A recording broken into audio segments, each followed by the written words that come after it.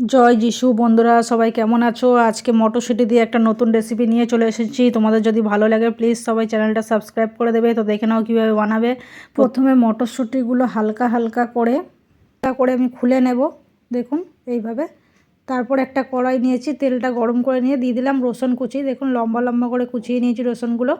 রসুনটা একটু ভেজে নেব ভালো করে, তারপর দিয়ে দেবো পেঁয়াজ কুচি। পেঁয়াজটা দিয়ে একটু হালকা করে ভেজে নেব।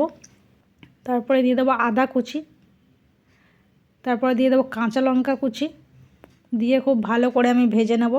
তারপর উপর থেকে মটরশুঁটিগুলো আমি ধুয়ে নিয়েছিলাম গোটা, তারপরে মটরশুঁটিগুলো দিয়ে দিলাম দেখুন। তারপরে নুন দিয়ে দেবো, নুনটা দিয়ে খুব ভালো করে আমি ভেজে নেব। ভাজা হয়ে গেলে এর মধ্যে আমি হালকা সামান্য জল ছিটিয়ে দেবো। তারপর আমি এটাকে ঢাকা দিয়ে রেখে দেবো লো ফ্লেমে 2 মিনিট পরে আমি খুলবো। এটা খেতে কিন্তু আমার দারুণ লাগে। ঢাকনাটা খুলে আমি খুব ভালো করে নেড়ে চেড়ে এর মধ্যে দিয়ে দেবো soya sauce, tomato sauce, chilli flakes, আমচুর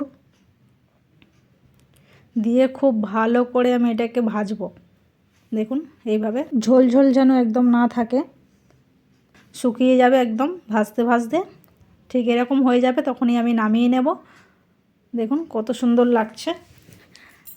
এবার নামিয়ে নিলাম। আর আপনাদের যদি ভালো লাগে প্লিজ সবাই চ্যানেলটা সাবস্ক্রাইব করবেন, লাইক করবেন। দেখুন মটরশুঁটিগুলো আমার কত সুন্দর সিদ্ধ হয়ে গেছে।